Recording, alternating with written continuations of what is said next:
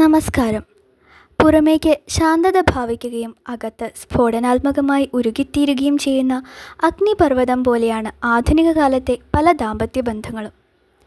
കേൾക്കാം എം.ടി. വാസുദേവൻ നായരുടെ കൽപ്പാന്തം. വാതിൽ തുറന്നുവെച്ചത് നന്നായി. ഇനിയും ആളുകൾ വരും. ഞായറാഴ്ചയായതുകൊണ്ട് ആളുകൾക്ക് സൗകര്യമായി. വരൂ, ഉള്ള സ്ഥലത്ത് എല്ലാവരും ഇരിക്കൂ. മഴ നിന്നുവെങ്കിലും റോഡുകളിലൊക്കെ വെള്ളം കെട്ടി നിൽക്കുന്നുവെന്ന് വിവേക് ജോഷി. 30 കൊല്ലത്തെ പഴക്കമുള്ള ആ കാറിൽ സ്വതവേ തന്നെ ഇരുമ്പരിക്കുന്ന വേഗത്തിലെ ജോഷി മാമയും കുടുംബവും നീങ്ങുകയുള്ളൂ. ഇപ്പോൾ ഒരു സംഘവും കൂടി വന്നിരിക്കുന്നു. അന്ധേരിയിൽ നിന്ന് രമേശിൻ്റെ കുടുംബം. ആദ്യമേ എത്തിയ രമേശ് പുറത്ത് എന്തൊക്കെയോ ഒരുക്കങ്ങൾ ചെയ്യാൻ പോയിരിക്കുകയാണ്. ഭാസ്കരേട്ടൻ സോഫയിൽ നെറ്റിയിൽ വിരലോടിച്ച് പകുതി കണ്ണടച്ചിരിക്കുന്നു. ചിലർ ചുമലിൽ കൈവച്ച് സമാധാനിപ്പിക്കാൻ എന്തൊക്കെയോ പിറുപിറുക്കുന്നുണ്ട്. അകത്ത് ആളുകൾ കൂടിയപ്പോൾ ചിലർ വാതിൽ കടന്ന് പുറത്തു നിന്നു. ഈ മാതിരി സന്ദർഭങ്ങളിലാണ് ചെറിയ മുറ്റവും മതിലിനും വീടിനുമിടയ്ക്കുള്ള അല്പം സ്ഥലവും ഉപകാരമാവുന്നത്. ഇനിയും ആളുകൾ വരും. ഭാസ്കരേട്ടൻ 40 വർഷം ജീവിച്ച നഗരമാണ്. ധാരാളം സുഹൃത്തുക്കളും പരിചയക്കാരുമുണ്ട്. നഗരത്തിലുണ്ടായ അകാല വർഷവും പ്രളയവും വരുന്നവർക്ക് ഒരു സംഭാഷണ വിഷയമായി തീർന്നു. ദാദറിൽ വെള്ളിയാഴ്ച വൈകുന്നേരം കാറിനകത്ത് കുടുങ്ങിയപ്പോൾ ഒരാൾ താൻ അനുഭവിച്ച കഷ്ടപ്പാട് വിവരിച്ചു. മുന്നിലും പിന്നിലും വെള്ളത്തിൽ നീങ്ങാനാവാതെ നിന്നുപോയ 100 കണക്കിന് കാറുകൾ. അവസാനം ഞാൻ എന്ത് ചെയ്തു എന്നല്ലേ? മുൻപോട്ടും പിൻപോട്ടും നോക്കാതെ ഡോർ തുറന്നു വെച്ച് മൂത്രമൊഴിച്ചു. അല്ലാതെ എന്ത് ചെയ്യും? ഭോസ്ലെ സാഹിബിൻ്റെ സാഹസം കേട്ട് ആരോ 2-3 പേർ മാത്രം ചിരിച്ചു. കുട്ടികളെ അറിയിച്ചോ? പുതുതായി വന്ന ഒരാൾ മുൻപേ പലരും ചോദിച്ച കാര്യം തന്നെ ചോദിക്കുന്നു. അവർ വരുന്നതുവരെ കാത്തിരിക്കാനാവില്ല. പെട്ടെന്ന് വരാനും അവർക്ക് പ്രയാസം. ഞാൻ സംസാരിച്ചു. നഗരത്തിൽ 10 വർഷം മുൻപ് 3 ദിവസം അതിവർഷമുണ്ടായി. നൂറ്റാണ്ടിലുണ്ടായ ഏറ്റവും കനത്ത മഴയെന്നൊക്കെ പത്രക്കാർ കണക്ക് കൂട്ടി എഴുതിയിരുന്നു. മഴയുടെ കണക്ക് ഇക്കുറിയും ആരും പറഞ്ഞില്ല. പക്ഷേ നഗരത്തിൻ്റെ പല ഭാഗവും വെള്ളത്തിൽ മുങ്ങിയത് ഇക്കുറിയാണ്. മഴ തുടങ്ങിയത് വ്യാഴാഴ്ച രാത്രിയിലായിരുന്നു. നിർത്താതെ പെയ്യുന്ന മഴയുടെ ശബ്ദം കേട്ടുകൊണ്ടാണ് ഞാൻ ഉണർന്നത്. 2 മണിക്ക് ഒന്നുണരുന്നത് കുറേ കാലമായി പതിവായിരുന്നു. കുറച്ച് വെള്ളം കുടിച്ച് കുളിമുറിയിൽ പോയി വന്ന് വീണ്ടും കിടക്കും. പിന്നെ ഉണരുന്നത് 5:30. പാൽക്കാരൻ ബെല്ലടിക്കുമ്പോൾ. കിടക്കുമ്പോൾ തുടങ്ങിയ മഴ തുടരുകയാണല്ലോ എന്നാലോചിക്കുമ്പോഴാണ് കണ്ടത് കൊതുക് കയറാതിരിക്കാൻ അടിച്ച കമ്പിവലയുടെ കീറിയ മൂലയിലൂടെ അകത്തേക്ക് വെള്ളം തെറിച്ചുകൊണ്ടേയിരിക്കുന്നു. ഭാസ്കരേട്ടൻ ഉറക്കത്തിലൊന്ന് ഞരങ്ങി. ഭയങ്കര മഴ. അകത്തേക്ക് വെള്ളമടിക്കുന്നുണ്ട്. ഭാസ്കരേട്ടൻ കേട്ടുവോ ആവോ? പ്ലാസ്റ്റിക് കർട്ടൻ നീക്കി കമ്പി വലയ്ക്ക് മുന്നിൽ അമർത്തി നിർത്തി വെള്ളം തടയാൻ ഒരു ശ്രമം നടത്തി നോക്കി. വരൂ വരൂ, ഉള്ള സ്ഥലത്ത് എല്ലാവരും ഇരിക്കൂ. ഇപ്പോൾ കുടുംബ സുഹൃത്തായ രമേശ് ആതിഥേയൻ്റെ ചുമതല ഏറ്റെടുത്തിരിക്കുന്നു. രമേശ് വന്നതുകൊണ്ട് കാതിരി സാഹിബും ജോഷി അമ്മാവനും വാതിലിന് പുറത്തേക്ക് കടന്നു. ആതിഥേയനായി അഭിനയിക്കാനും ഭാരമുണ്ട്. പ്രത്യേകിച്ചും ഇത്തരം സന്ദർഭങ്ങളിൽ സംഭാഷണത്തിന് വിഷയമില്ലാതെ വരുന്നതും ഒരു പ്രയാസമാണ്. നഗരത്തിലെ പ്രളയം ഇന്ന് വലിയ ഉപകാരമായിരുന്നു. ഒരു മലബാറി ചായക്കടക്കാരൻ ദാദറിൽ വാഹനങ്ങളിൽ കുടുങ്ങിയവർക്ക് കാശ് വാങ്ങാതെ ചായ വിതരണം ചെയ്തത് വലിയൊരു വിഷയമായി. ഉള്ള സ്ഥലത്തിരിക്കൂ, ദാ ഇങ്ങോട്ടിരിക്കൂ. 11 വർഷം മുൻപാണ് ഇവിടെ ഇതിലേറെ ആളുകൾ വന്നത്. ഓർമ്മയില്ലേ? നിങ്ങളിൽ പലരുമുണ്ട്. അന്നും നേതൃത്വം രമേശാണ് ഏറ്റെടുത്തത്. ഞങ്ങളുടെ വിവാഹത്തിൻ്റെ 25ാം വാർഷികം സിൽവർ വെഡ്ഡിംഗ് ആഘോഷിക്കണമെന്നത് കുട്ടികളുടെ നിർബന്ധമായിരുന്നു.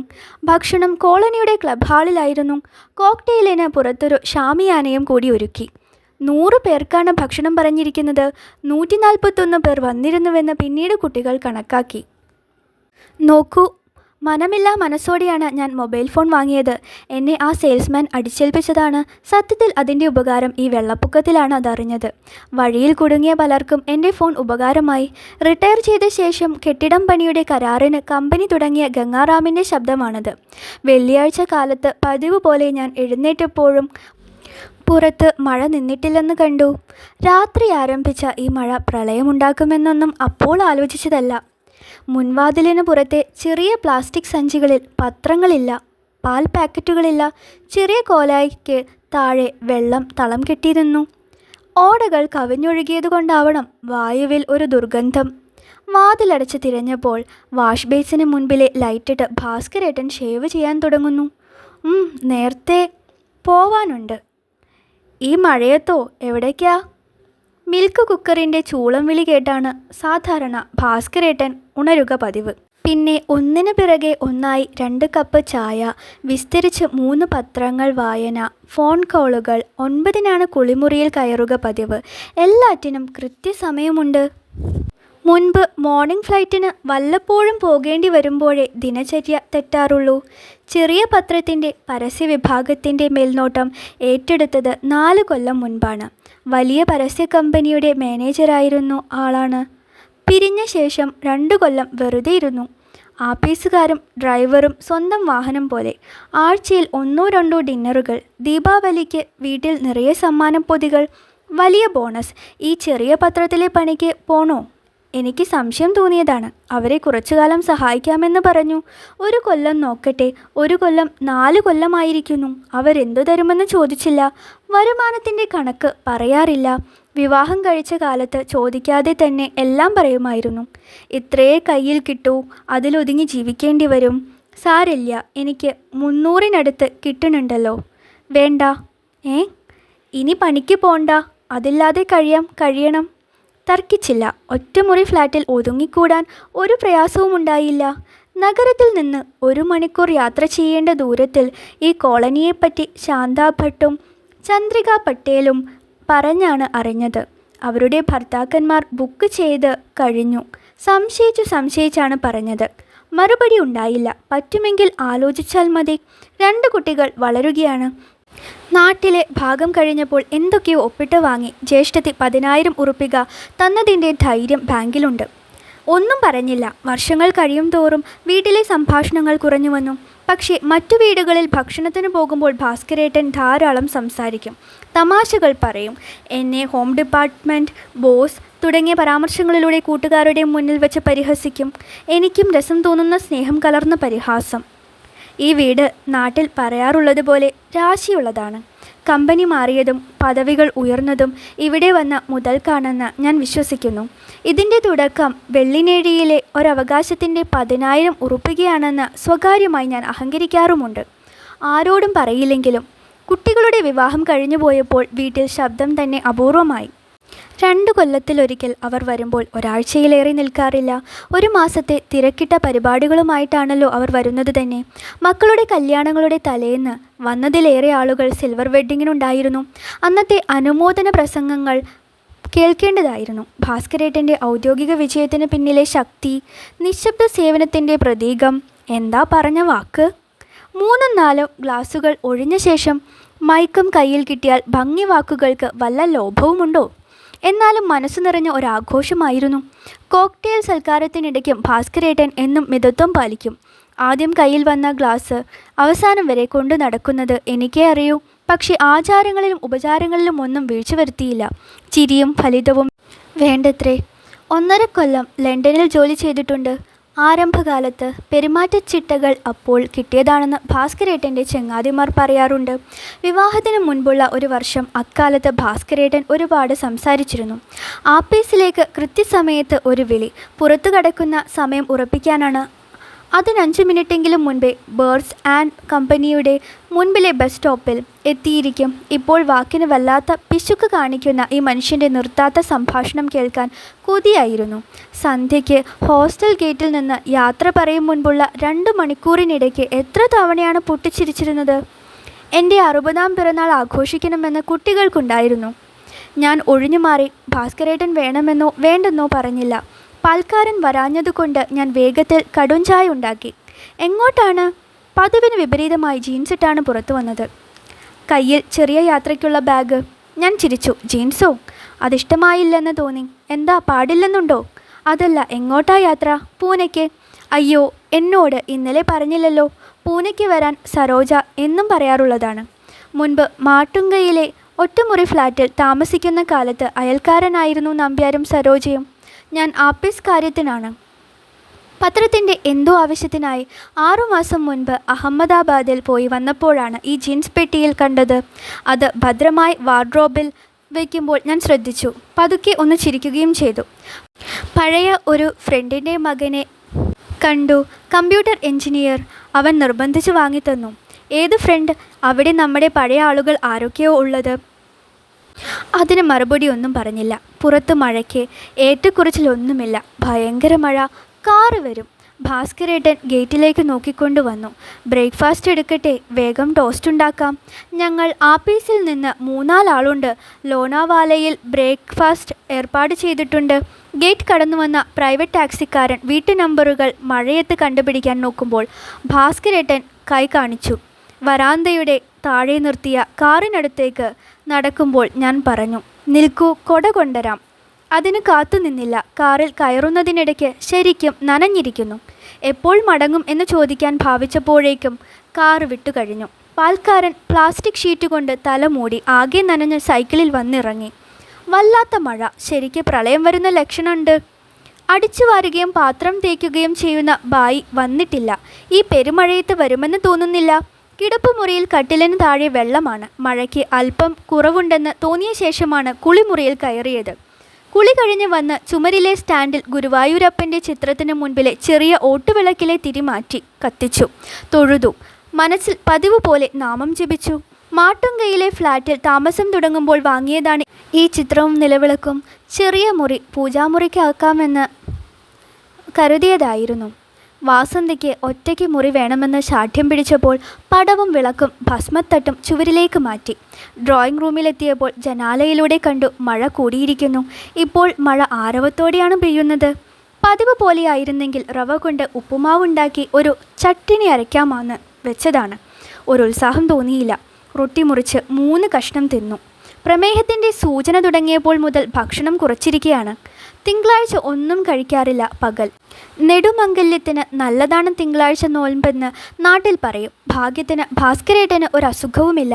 ഭക്ഷണത്തിലെ ചിട്ടയും അരഗുളികയും മതിയെന്ന് ഡോക്ടർ നാഡ്കർണി. ഒരിക്കൽ ഭാസ്കരേട്ടൻ കൂടെ വന്നിരുന്നു. ഒന്ന് പരിശോധിക്കാം, ബ്ലഡ് പ്രഷറും മറ്റും ഒന്ന് നോക്കാമെന്ന് ഡോക്ടർ. എനിക്കൊരു അസുഖവുമില്ല ഡോക്ടർ, എന്നാലും നോക്കരുതേ എന്ന് ഞാൻ പതുക്കെ മലയാളത്തിൽ പിറുപിറുത്തു. എന്തിന്?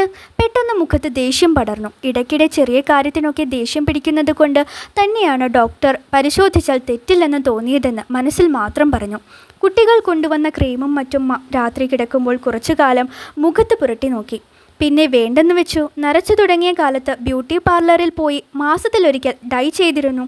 പിന്നീട് തോന്നി എന്താവശ്യം, ബില്ല് 125. ഓട്ടോറിക്ഷ ചെലവ് വേറെ 50-55 ഒക്കെ ആയാൽ നരയ്ക്കും. എത്ര കാലം കറുപ്പിച്ച് നടക്കാനാവും? 2 പല്ലുകൾ എടുത്ത ശേഷമാണ് കവിൾ വല്ലാതെ കുഴിഞ്ഞു പോയത്. അത് വീർപ്പിക്കാനാവില്ലല്ലോ. ആണായാലും പെണ്ണായാലും എപ്പോഴെങ്കിലും പ്രായം സമ്മതിച്ചു കൊടുക്കുക തന്നെ വേണം. ചെറുപ്പക്കാരി സുന്ദരിയായി നടക്കേണ്ട കാലത്ത് നടന്നില്ലേ? അത് മതി. ഇപ്പോൾ കല്യാണം കഴിച്ച 2 മക്കൾ, അവർക്ക് 3 കുട്ടികൾ. ഇതൊക്കെ ധാരാളം. രമേശിൻ്റെ ഭാര്യയുടെ മുടിയുടെ കൃത്രിമമായ പരുക്കൻ കറുപ്പ് കാണുമ്പോൾ ഇതൊക്കെ പറഞ്ഞാലോ എന്ന് തോന്നും. അല്പം കറുത്തിട്ടാണ്. എന്നേക്കാൾ 1 ഇഞ്ചേ ഉയരമുള്ളൂ. എന്നാലും ഈ പ്രായത്തിലും മുഖത്ത് ഒരു കുട്ടിത്തമുണ്ട് ഭാസ്കരേട്ടന്. ഇന്നും വിരുന്നുകൾക്കും സൽക്കാരങ്ങൾക്കും പോകുമ്പോൾ പെണ്ണുങ്ങൾക്ക് ഭാസ്കരേട്ടനെ ചുറ്റിപ്പറ്റി നിൽക്കാൻ ഇഷ്ടമാണ്. ഫലിതങ്ങൾ, സന്ദർഭത്തിന് വേണ്ടി അല്പം മാറ്റിപ്പറയുന്ന പഴഞ്ചൊല്ലുകൾ. സത്യത്തിൽ ഈ പ്രായത്തിലും ചിരിച്ചാൽ ഭാസ്കരേട്ടൻ്റെ മുഖമാകെ തേജസ് പരക്കുന്ന പോലെ തോന്നും. ഞങ്ങളുടെ കല്യാണത്തിന് മുൻപ് ഏതോ ഒരു പെൺകുട്ടിയുമായി ഇഷ്ടമായിരുന്നു എന്ന് പിന്നീട് ആരോ പരമരഹസ്യമായി വന്നു പറഞ്ഞു. ആരോ അല്ല, മരിച്ചുപോയ ശർമാജിയുടെ ഭാര്യ. അത് ഞാൻ അറിയാത്തതല്ല. ഇംഗ്ലണ്ടിൽ നിന്ന് വന്ന കാലത്ത് അവരുടെ വീട്ടിൽ പേയിങ് ഗസ്റ്റായി താമസിച്ചിരുന്നു. ഒക്കെ എന്നോട് പറഞ്ഞത് തന്നെ. അച്ഛൻ മലയാളി, അമ്മ മറാത്തി. പെണ്ണ് അമിതമായ സ്വാതന്ത്ര്യമെടുക്കാൻ തുടങ്ങി. തന്തയും തള്ളയും പ്രോത്സാഹിപ്പിക്കുന്നത് കൂടി മനസ്സിലായപ്പോൾ ഭാസ്കരേട്ടൻ സ്ഥലം വിട്ടു. അതൊരു ആനക്കാര്യമൊന്നുമല്ല മിസ്സിസ് ശർമ്മ. അങ്ങനെ പറയാൻ തുടങ്ങിയാൽ എന്നെപ്പറ്റിയും അപവാദം പറയാം. റേഡിയോ സ്റ്റേഷനിൽ ജോലി ചെയ്തിരുന്ന സതീഷ് കുമാർ ചില വൈകുന്നേരങ്ങളിൽ കൂടെ നടന്നിട്ടുണ്ട്. അയാളുടെ കൂടെ സിനിമയ്ക്ക് പോയിട്ടുണ്ട്. കോഫി ഹൗസിൽ കയറിയിട്ടുണ്ട്. കൈ കോർത്ത് പിടിച്ചിട്ടൊക്കെയുണ്ട്. വേറെ ഒന്നും ഉണ്ടായിട്ടില്ല സത്യം. പിന്നെ എൻ്റെ കമ്പനിയിലെ ജനറൽ മാനേജറുടെ പേഴ്സണൽ അസിസ്റ്റൻറ്റ് ഭഗവൻ ദാസ്. പലരും ലോക്യം കൂടി അടുത്ത് ചുറ്റിപ്പറ്റുന്നതൊക്കെ ആ പ്രായത്തിൽ ഒരു രസമാണ്. അല്ലെന്ന് പറയുന്നത് പച്ചക്കളവാണ്. റിക്കാർഡുകൾ വെച്ച മുറിയിൽ അലമാരയിൽ നിന്ന് എന്തോ എടുക്കുമ്പോൾ പിന്നിൽ നിന്ന് പൂണ്ടിടങ്ങി ഒറ്റപ്പെടുത്തം. ഈ ഭഗവൻ ദാസ് മുഖം തിരിച്ചതുകൊണ്ട് ചെവിക്ക് താഴെയാണ് ചുണ്ടുകൾ പതിഞ്ഞത്. ഭൂമി വട്ടം ചുറ്റുന്നു എന്ന് തോന്നി. ഭയം. പിന്നെ തനിച്ച് റിക്കാർഡ് റൂമിൽ പോകുന്നത് നിർത്തി. പുറത്ത് ബസ് കാത്തു നിൽക്കുമ്പോൾ അടുത്തേക്ക് വരുന്നത് കണ്ടാൽ ആൾക്കൂട്ടത്തിനിടയിലേക്ക് മാറി നിൽക്കും. മക്കളുടെ മക്കളുമൊക്കെയായി ഭഗവൻ ദാസിനെ കഴിഞ്ഞ കൊല്ലം കണ്ടപ്പോൾ പെട്ടെന്ന് ആളെ തന്നെ തിരിച്ചറിഞ്ഞില്ല. ഉള്ളിൽ ചിരിച്ചുപോയി. അന്നത്തെ അയാളുടെ ഭ്രാന്ത്. അങ്ങനെ എന്തെങ്കിലും പൊട്ടും പൊടിയും സ്വകാര്യത്തിലുണ്ടായെങ്കിലും ആരും കാര്യമാക്കാറില്ലല്ലോ. വേറൊരു സ്ത്രീ ഒരിക്കൽ പരമസ്വകാര്യം പറഞ്ഞു, രുക്മിണി, നീ മാത്രം അറിഞ്ഞാൽ മതി, പഴയ ഒരു ബന്ധമുണ്ടായിരുന്നു ഭാസ്കറിന്. ഓഹോ, അല്ല, സത്യം. അതിലൊരു കുട്ടിയുമുണ്ട്. അതിൻ്റെ ശേഷമാണ് നിന്നെ കല്യാണം കഴിച്ചത്. ആൺകുട്ടി, കണ്ടാൽ ശരിക്കും ഭാസ്കറിൻ്റെ ഡിറ്റോ. ഡിറ്റോ? ആ സിന്ധി സ്ത്രീയോട് പറയണമെന്നുണ്ടായിരുന്നു. നാട്ടിലാണെങ്കിൽ പറയുക മുറിച്ച മുറി തൽസ്വരൂപം എന്നൊക്കെയാണ്. കൂട്ടുകാരികൾക്ക് എൻ്റെ വിവാഹം കഴിഞ്ഞപ്പോൾ സ്വല്പം സഹതാപമായിരുന്നു. ഇതിലും പേഴ്സണാലിറ്റിയുള്ള ഒരാളെ കിട്ടുമായിരുന്നു. അവളുടെ പൊക്കം, നിറം, സൗന്ദര്യം. ഇംഗ്ലണ്ടിൽ ജോലി ചെയ്ത ആളെന്ന് കേട്ടപ്പോഴേക്ക് രുക്മിണി വീണു. എന്തു പണിയെടുത്തുവെന്ന് ആർക്കറിയാം. ചുമടെടുക്കലും കക്കൂസ് കഴുകലുമൊക്കെയാണത്രേ ഇന്ത്യക്കാർക്ക് ആദ്യം കിട്ടുന്ന പണി ഇംഗ്ലണ്ടിൽ. കൂടുതൽ പറയാൻ ഇടകൊടുക്കാതെ ഞാൻ ശബ്ദമുണ്ടാക്കി അടുത്തേക്ക് ചെന്നു. ടെലിഫോൺ ഓപ്പറേറ്റർ ഗിരിജയുടെ കല്യാണ സ്ഥലത്ത് വെച്ചായിരുന്നു ഈ കണക്കെടുപ്പ്. ഭാസ്കരേട്ടൻ്റെ സംസാരം കേൾക്കാത്തതുകൊണ്ടാണ് ഉയരക്കുറവും നിറക്കുറവുമൊക്കെ അവർക്ക് പ്രശ്നമായത് എന്ന് എനിക്കല്ലേ അറിയൂ. കേൾക്കണോ? വീട്ടിൽ തനിച്ചിരിക്കുമ്പോഴും ഫുൾ ഷർട്ടും പാൻറ്റുമാണ് വേഷം. രാത്രി ഉണ്ണാനിരിക്കുമ്പോഴേ പൈജാമയിലേക്ക് മാറൂ. ആരും വരാനില്ലല്ലോ, പിന്നെന്തിനാ ഡ്രസ് ചെയ്തിരിക്കണേ? ഒരുമിച്ച് ജീവിതം തുടങ്ങിയ കാലത്ത് തമാശയായി ചോദിച്ചു. ഭാസ്കരേട്ടൻ ചിരിച്ചു.